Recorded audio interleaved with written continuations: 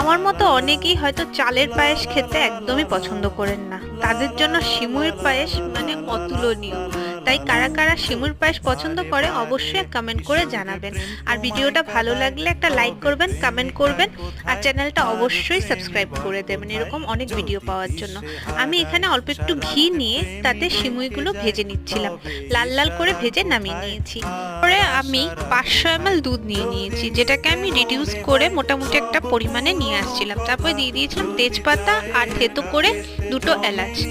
Reduce করার সময় সাইডে যে ঘন দুধগুলো লেগে যাচ্ছিল সেগুলো আমি কাচিয়ে নিচ্ছিলাম। তারপর দিয়ে দিয়েছিলাম 1 বাটি চিনি আর অল্প একটু নুন, যাতে চিনিটা ব্যালেন্স হয়ে যায়।